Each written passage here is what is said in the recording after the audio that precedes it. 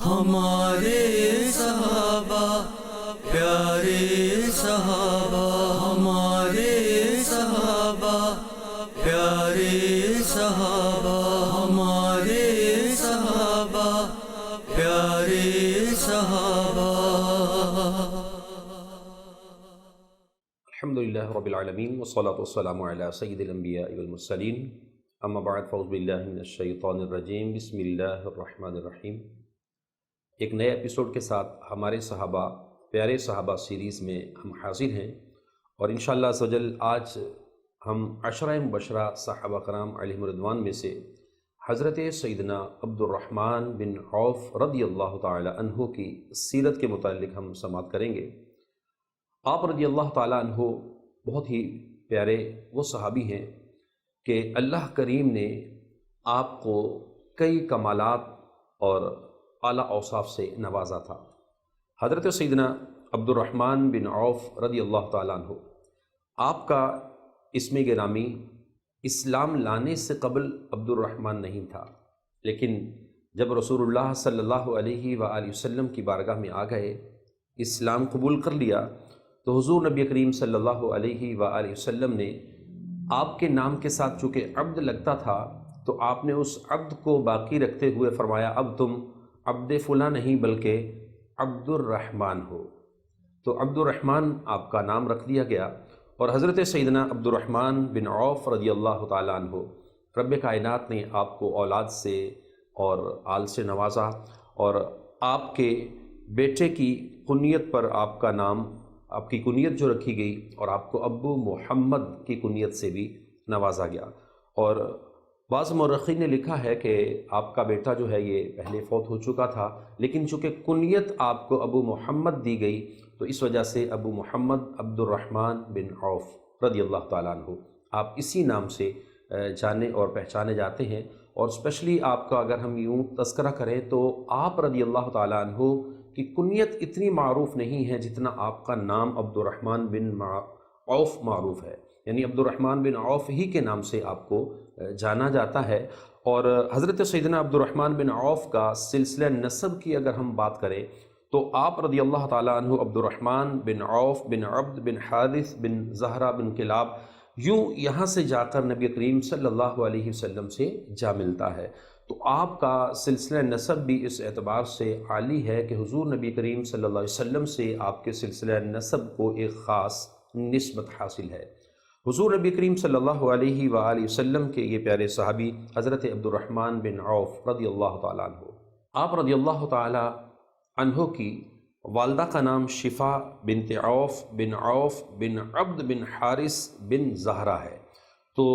یوں مورخین نے یہ بھی لکھا کہ آپ کی والدہ ماجدہ کا اصل نام صفیہ بنت عبد مناف بن زہرہ بن قعب تھا۔ تو یوں آپ کی والدہ کے حساب سے جو آپ کا سلسلہ ہے یہ یوں ٹھہرتا ہے، اور آپ رضی اللہ تعالیٰ عنہ وہ ان صحابہ میں سے ہیں جنہوں نے ابتدا ہی میں اسلام قبول کر لیا تھا۔ یکم عام الفیل میں مکہ معظمہ میں آپ پیدا ہوتے ہیں، اور نبی کریم صلی اللہ علیہ وآلہ وسلم پر ایمان لانے والے صحابہ میں، مسلمان ہونے والے صحابہ میں آپ ابتدائی صحابہ میں آپ کا شمار ہوتا ہے۔ آپ ان 8 مسلمانوں میں سے ایک ہیں جنہوں نے آغاز بعثت میں ہی، جیسے ہی اعلان نبوت ہوا، تو ان پہلے 8 مسلمان صحابہ میں سے آپ وہ ہیں کہ جنہوں نے اسلام قبول کیا۔ اور آپ کے اسلام قبول کرنے کی اگر ہم بات کریں تو اسپیشلی آپ ان صحابہ میں آتے ہیں کہ جن کو سیدنا صدیق اکبر رضی اللہ تعالیٰ عنہ نے دعوت اسلام پیش کی۔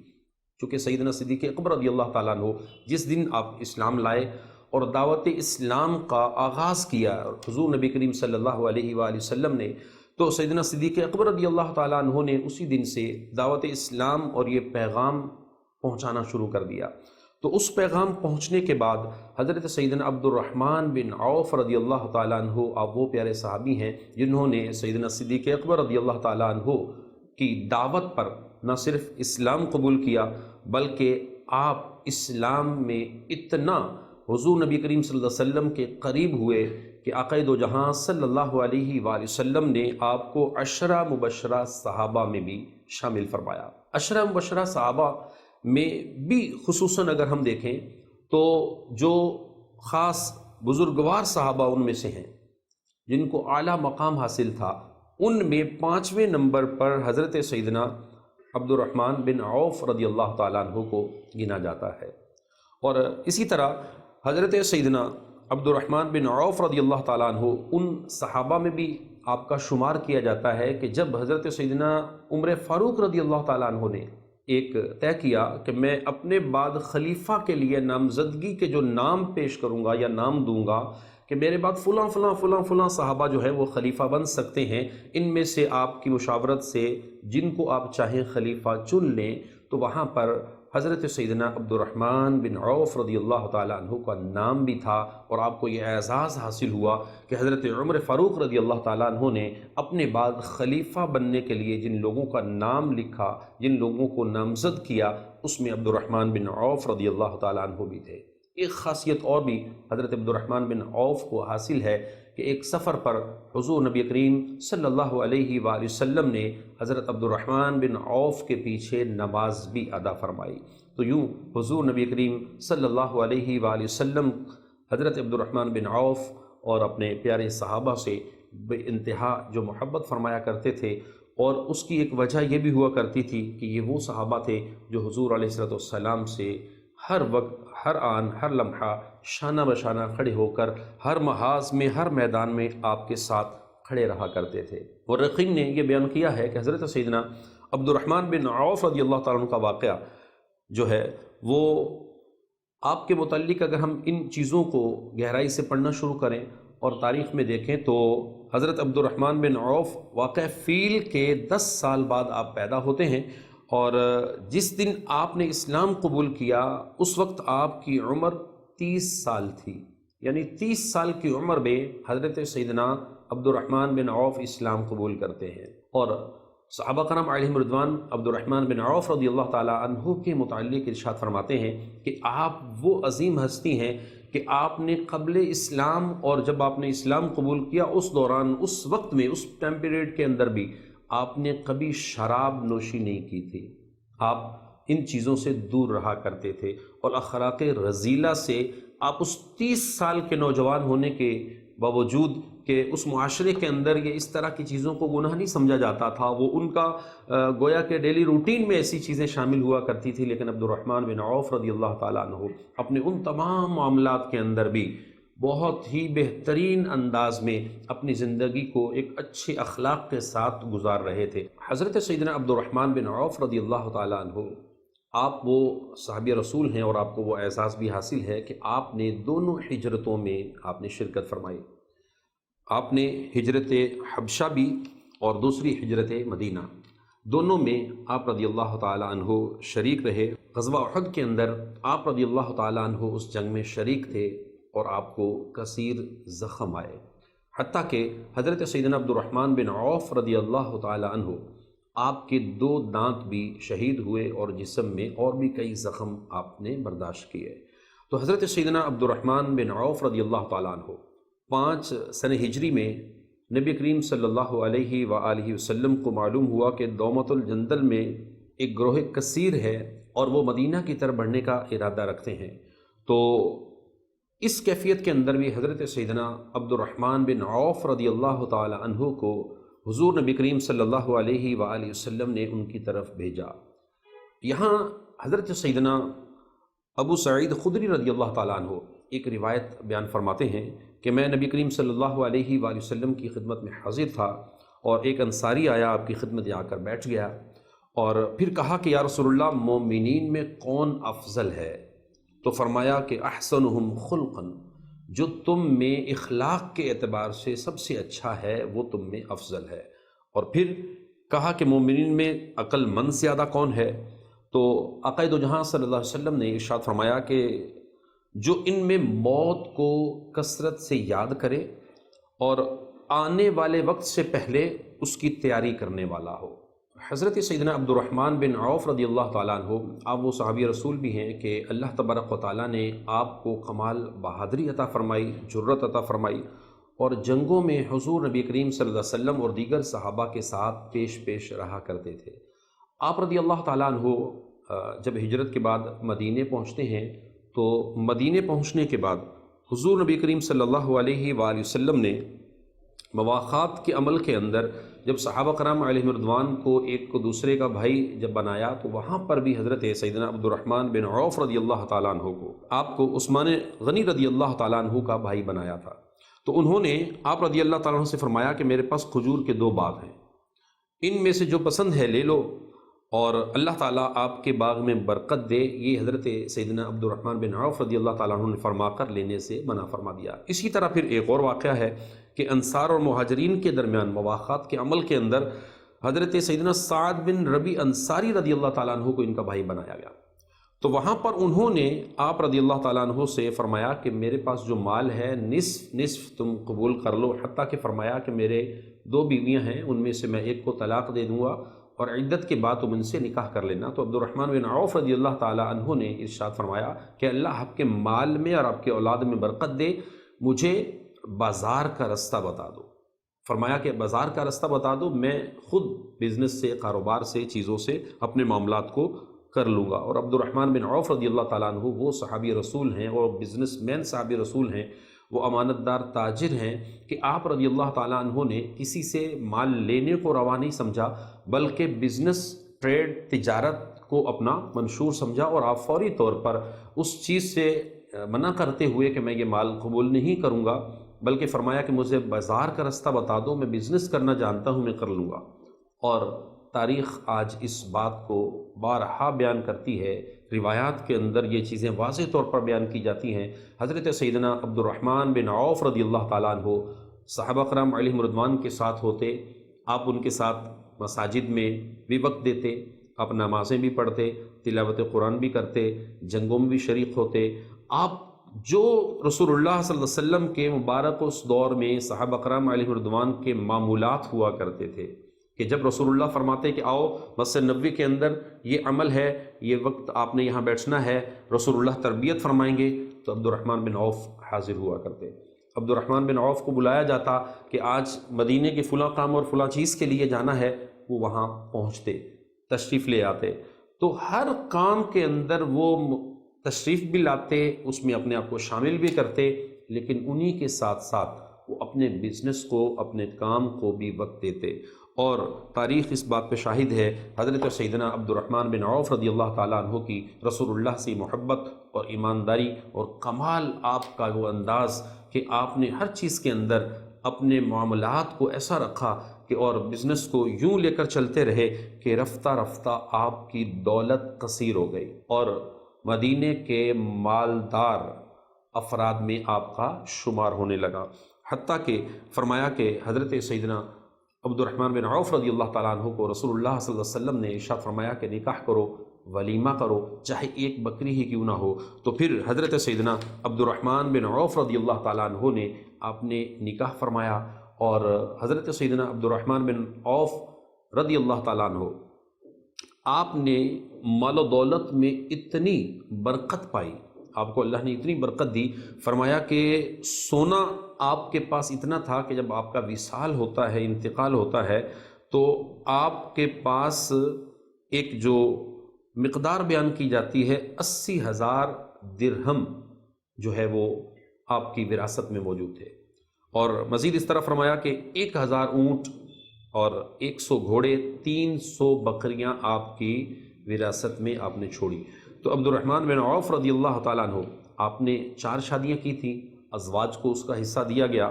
لیکن اسی کے ساتھ ایک بڑی اہم بات یہ تھی کہ آپ نے وصیت جو فرمائی تھی، بعض مورخین اور تاریخ کے اندر اور اسپیشلی روایات کے اندر جو چیز کو بیان کیا گیا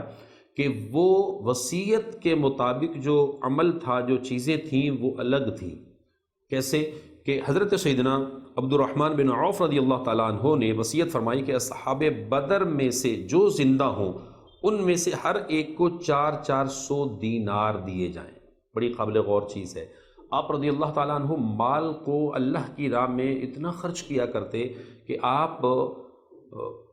جب موقع آتا آپ اللہ کی راہ میں دے دیا کرتے۔ حتیٰ کہ ایک روایت ہے، حضرت علی رضی اللہ تعالیٰ عنہ نے آپ کے انتقال پر ملال پر ارشاد فرمایا، عبد الرحمن تم نے بہت اچھا زمانہ پایا، یعنی آپ جب وصال فرما گئے تو آپ کے وصال کے بعد حضرت علی افسردہ ہیں اور فرماتے ہیں عبد الرحمن تم چلے گئے، بہت اچھا زمانہ پایا آپ نے، اور فرمایا کہ تم فتنوں سے پہلے چل دیے۔ اب آپ اندازہ لگائیں کہ صحابہ کرام علیہم رضوان، حضرت علی رضی اللہ تعالیٰ عنہ، آپ بھی ان فتنوں کو جانتے تھے کہ آگے آنے والے ادوار میں کس کس طرح کے فتنے ہونے ہیں، کس طرح کی پوزیشنز ہونی ہیں، کس طرح کے معاملات ہونے ہیں۔ اور ویسے بھی خیر القرون تو نبی علیہ السلام کا ہی زمانہ ہے۔ نبی علیہ السلام کے زمانے سے جو بعد جتنا دور ہوتا جائے گا زمانہ، جتنے ان سے زمانے سے دور ہوتے چلے جائیں گے، اس میں خیر کم، شر زیادہ اور فتنے زیادہ ہوں گے۔ تو حضرت سیدنا عبد الرحمن بن عوف رضی اللہ تعالیٰ عنہ نے جو وصیت فرمائی تھی، اس میں اصحاب بدر کے لیے جو زندہ ہوں ان میں سے ہر ایک کو 400 دینار دینے کا فرمایا تھا، اور ایسے بھی فرمایا کہ 100 جو اصحاب اس وقت نکلے وہاں پہ، اصحاب بدر میں 100 صحابہ تھے، ان سب کو وہ مال دیا گیا۔ تو یوں 50,000 درہم عام غربا اور مساکین میں آپ نے خرچ کیے، اور 1,000 گھوڑے اللہ کی راہ میں آپ مختلف جنگوں کے لیے مختلف اوقات میں آپ ان کو اللہ کی راہ میں دے دیا کرتے۔ تو حضرت سیدنا عبد الرحمن بن عوف رضی اللہ تعالیٰ عنہ، اللہ کی راہ میں خرچ کرنے کی بات ہو، دین کے لیے کسی بھی معاملے میں آگے بڑھنے کی بات ہو، حضرت سیدنا عبد الرحمن بن عوف رضی اللہ تعالیٰ عنہ اس میں پیچھے نہ رہا کرتے تھے۔ اور حضرت سیدنا عبد الرحمن بن عوف رضی اللہ تعالیٰ عنہ، آپ کے فضائل و مناقب کی اگر ہم بات کریں تو آپ کے بارے میں حضرت سیدنا عائشہ رضی اللہ تعالی عنہا، امہات المومنین، پیاری ماں حضرت عائشہ رضی اللہ تعالی عنہ فرماتی ہیں، کہتی ہیں کہ نبی کریم صلی اللہ علیہ وسلم نے فرمایا، مجھے اکثر خیال آیا کرتا تھا کہ میرے بعد تمہارا کیا حال ہوگا۔ ازواج مطہرات سے فرمایا کرتے، لیکن پھر رسول اللہ صلی اللہ علیہ وسلم ساتھ یہ فرماتے کہ تمہاری خدمت میرے بعد صابر اور صدیق کریں گے۔ اللہ اکبر، یہ نبی کریم صلی اللہ علیہ وسلم کے وہ فرامین ہیں۔ اور اس کے اندر پھر حضرت عائشہ رضی اللہ تعالیٰ عنہ فرماتی ہیں کہ ایک بار سیدنا عائشہ رضی اللہ تعالیٰ عنہ نے جو ہے وہ ابو سلمہ بن عبد الرحمن، یعنی عبد الرحمن بن عوف رضی اللہ تعالیٰ عنہ کے بیٹے سے فرمایا کہ اللہ تبارک و تعالیٰ آپ کے باپ کو سلسبیل یعنی جنت میں جو ایک چشمہ ہے وہاں جگہ عطا فرمائے، وہاں سیراب کرے، کہ اس نے ازواج النبی کو ایک باغ جو کہ 40,000 دینار یا درہم کی قیمت کا تھا وہ وقف کیا۔ تو یوں ازواج مطہرات کے لیے بھی حضرت عبد الرحمن بن عوف رضی اللہ تعالیٰ عنہ نے بے لوث خدمتیں پیش کی، اور کیوں نہ کرتے کہ حضور نبی کریم صلی اللہ علیہ وسلم نے ارشاد جو فرما دیا، فرمایا صابر اور صدیق یہ ازواج مطہرات کی خدمت کریں گے۔ یہی نہیں بلکہ حضرت سیدنا ام سلمہ رضی اللہ تعالی عنہا فرماتی ہیں، کہتی ہیں کہ رسول اللہ صلی اللہ علیہ وسلم نے اپنی ازواج مطہرات سے فرمایا کرتے تھے کہ جو کوئی شخص میرے بعد تمہاری خدمت کرے گا وہ صادق ہوگا اور سخی ہوگا، اور اے خدا عبد الرحمن بن عوف کو سلسبیل سے سیراب فرمانا۔ یہ امہات المومنین دعائیں دیا کرتی تھی عبد الرحمن بن عوف کے لیے۔ اب بتائیں، جب امہات المومنین دعائیں دیں حضرت عبد الرحمن بن عوف کے لیے، تو پھر عبد الرحمن بن عوف رضی اللہ تعالی عنہ جو اللہ کی راہ میں خرچ کرتے تھے، تو ویسے ہی اللہ تعالیٰ کا وعدہ ہے جو ایک خرچ کرتا ہے 10 گنا ملتا ہے، بلکہ یہاں تک فرمایا واللہ یضاعف لمن یشاء، رب چاہے تو اس کو 1 سے 10، 10 سے 100 اور 100 سے بڑھ کر 700، 700 سے بڑھ کر جتنا چاہے عطا فرمائے۔ یہ رب کا وعدہ ہے اور رب کائنات عطا فرماتا ہے۔ اور مال میں برکت، یہ حضرت عبد الرحمن بن عوف رضی اللہ تعالیٰ عنہ کے مال میں صحابہ نے خود دیکھی تھی، اور کیوں نہ ہوتی کہ حضرت سیدنا عبد الرحمن بن عوف رضی اللہ تعالیٰ عنہ آپ وہ صحابی رسول ہیں کہ آپ رسول اللہ صلی اللہ علیہ وسلم کی رفاقت میں آقا علیہ السلام کے ساتھ جب سفر میں ہوتے تو حضور نبی کریم صلی اللہ علیہ وسلم نے ایک مرتبہ ایک سفر کے اندر، مدینہ شریف کے اندر آپ ایک سفر فرما رہے تھے، فرمایا کہ عبد الرحمن بن عوف میرے خلیفہ ہیں، یعنی آپ اتنی ان سے محبت فرماتے تھے کہ عبد الرحمن بن عوف رضی اللہ تعالیٰ عنہ کو خاص اس طرح رسول عربی صلی اللہ علیہ وسلم نے اپنے اس خاص سفر کے اندر خاص وقت کا وہ خلیفہ بھی آپ نے ان کو بنایا۔ تو حضرت سیدنا عبد الرحمن بن عوف رضی اللہ تعالیٰ عنہ کے اعلیٰ اخلاق اور اقدار میں جو چیزیں شامل تھیں، ان کے اندر یہ سب سے بڑی آپ کی چیز بیان کی جاتی ہے۔ فرمایا کہ حضور نبی کریم صلی اللہ علیہ وسلم سے محبت میں وہ بے انتہا ہوتے تھے، جب بھی کوئی چیز رسول اللہ سے سنتے کہ آپ کو اسلام کے لیے، اللہ کی راہ کے لیے خرچ کی حاجت ہے، تو حضور نبی کریم صلی اللہ علیہ وسلم جیسے فرماتے تو عبد الرحمن بن عوف رضی اللہ تعالی عنہ وہ پیش فرما دیا کرتے۔ اور دوسری طرف عبد الرحمن بن عوف رضی اللہ تعالیٰ عنہ کا خشیت الہی، اللہ کا ڈر اور دین کے معاملات کے اندر رب کی بارگاہ میں رونا اور گڑ گڑانا، یہ عمل کیسا تھا۔ ایک واقعہ صرف عرض کرتا ہوں، حضرت سیدنا عبد الرحمن بن عوف رضی اللہ تعالیٰ عنہ آپ ایک بہترین دوست بھی تھے، اپنے صحابہ کی دعوت کی۔ نوفل بن عیاس رضی اللہ تعالیٰ عنہ فرماتے ہیں، کہتے ہیں کہ ہم حضرت عبد الرحمن بن عوف کے پاس آئے، ہم ان کے گھر میں بیٹھے تھے کہ عبد الرحمن بن عوف رضی اللہ تعالیٰ عنہ نے غسل کیا، کپڑے تبدیل کیے، اور جب آئے تو ساتھ بہترین برتن کے اندر گوشت لے کر آئے، روٹی گوشت ایک کھانا لے کر آئے، بہترین کھانا، دسترخوان لگا دیا گیا۔ اب کھانا لگا، بہترین گوشت بنا ہوا تھا، کہتے کھانے لگے تو ہم نے تو کھانا شروع کر دیا، لیکن عبد الرحمن بن عوف رونے لگ گئے۔ ہم پریشان ہوئے کہ عبد الرحمن بن عوف کو کیا ہوا؟ تو عبد الرحمن بن عوف رضی اللہ تعالیٰ عنہ سے جب پوچھا گیا کہ آپ رو کیوں رہے ہیں، سبب کیا ہے، تو حضرت سیدنا عبد الرحمن بن عوف رضی اللہ تعالیٰ عنہ نے کہا کہ رسول اللہ صلی اللہ علیہ وسلم نے وصال تک کبھی اس طرح کا بہترین کھانا آپ رضی اللہ تعالیٰ عنہ نے سیر ہو کر نہیں کھایا، کہ آج جو ہم جس طرح چیز تناول کر رہے ہیں تو شاید کہ اہل بیت اطہار اور رسول اللہ صلی اللہ علیہ وسلم کو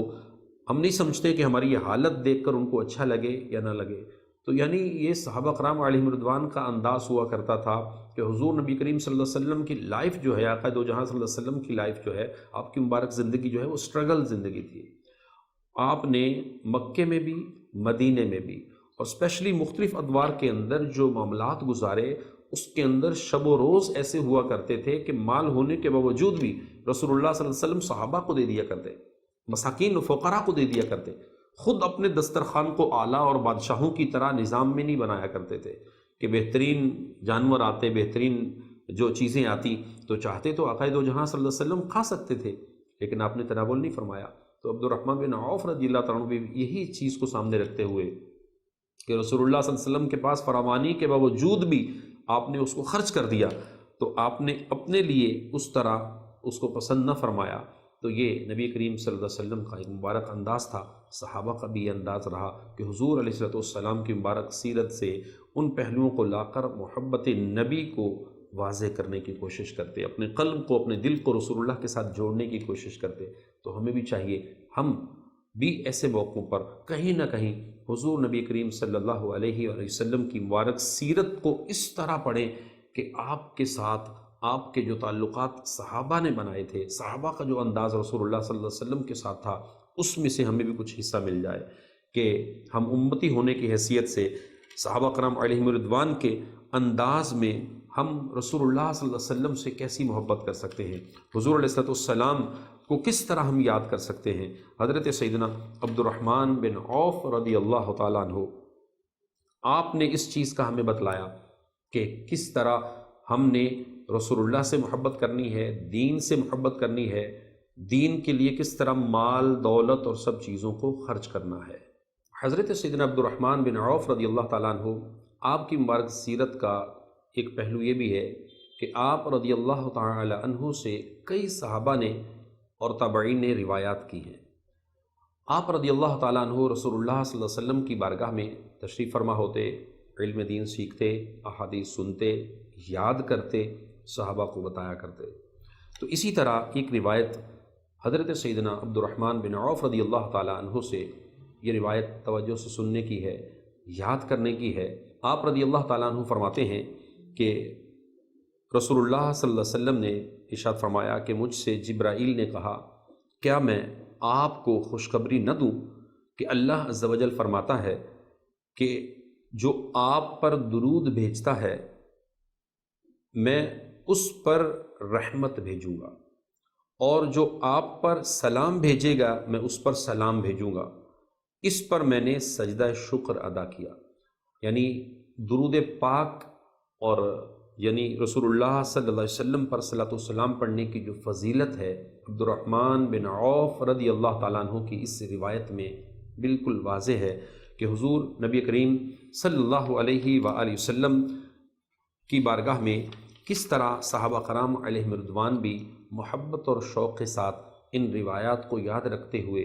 درود بھی پڑھا کرتے تھے، صلاۃ و سلام کے نذرانے بھی پیش کیا کرتے تھے، اور صحابہ کرام علیہم رضوان حضور نبی کریم صلی اللہ علیہ وسلم کی بارگاہ میں درود اور سلام کے عمل میں بہت زیادہ مضبوط ہوا کرتے تھے۔ اور تابعین، تبع تابعین سے لے کر آج تک اگر ہم اس پہ غور کریں تو صحابہ کرام علیہم رضوان کی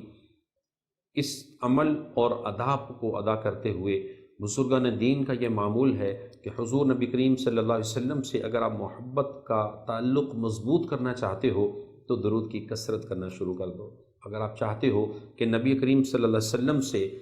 امتی اور نبی کا جو رشتہ ہے یہ اور مضبوط سے مضبوط تر ہو جائے، روزانہ تمہارا نام نبی کی بارگاہ میں لیا جائے اور نبی اپنے امتی کو اس کے نام سے پہچانے،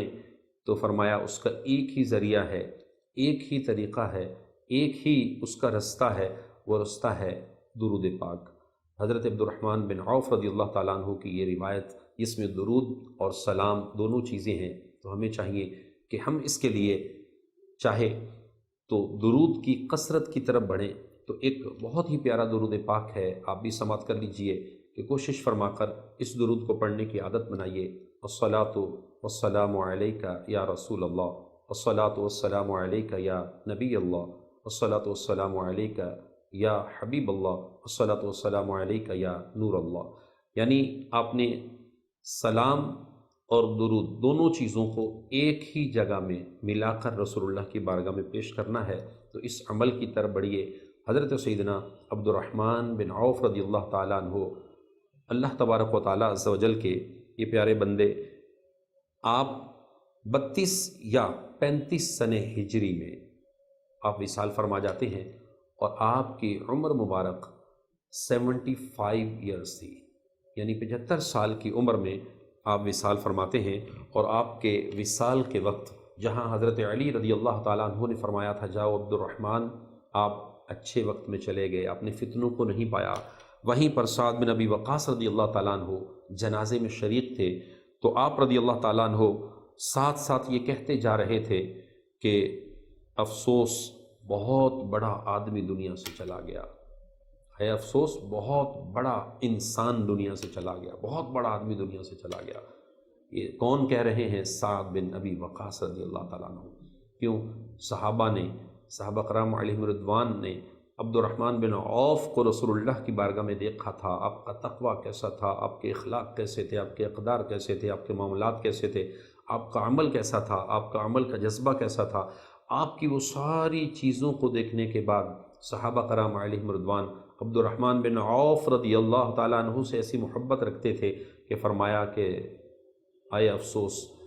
آج بہت بڑا آدمی دنیا سے رخصت ہو چکا۔ تو یوں صحابہ کرام علیہم رضوان اعلیٰ شخصیات کو نہ صرف خراج تحسین پیش کیا کرتے تھے بلکہ ان کو یاد رکھا کرتے تھے۔ اور یہ صحابی تو وہ ہیں، عشرہ مبشرہ صحابہ وہ ہیں کہ جن کو قیامت تک یاد رکھا جائے گا، بلکہ کل قیامت کے دن بھی ان کی شان اور عظمت الگ ہوگی۔ اور جب میدان محشر کے بعد جنت کی طرف جائیں گے تو جنت میں داخل ہونے والے اصحاب میں عشرہ مبشرہ کی شان الگ ہوگی، اور پھر جب رسول اللہ کی بارگاہ میں جنت کے اندر کل ایک بہت بڑا میدان سجے گا تو اس میں بھی ایک الگ ان کی شان، شوقت اور عظمت ہوگی۔ اللہ کریم ان کے صدقہ سے ہم سب کو بھی دنیا اور آخرت کی بھلائیاں نصیب فرمائے، اور ہمیں صحابہ کرام علیہم رضوان کی مبارک سیرت کو ان کے اخلاق سے اپنے اخلاق کو سنوارنے کی توفیق عطا فرمائے۔ ہمارے صحابہ، پیارے صحابہ کے اس ایپیسوڈ میں ہم آپ سے اجازت چاہتے ہیں۔ انشاءاللہ ایک نئے ایپیسوڈ میں ایک نئے صحابی کی مبارک سیرت کے ساتھ حاضر ہوں گے۔ اللہ نگہبان۔ ہمارے صحابہ پیارے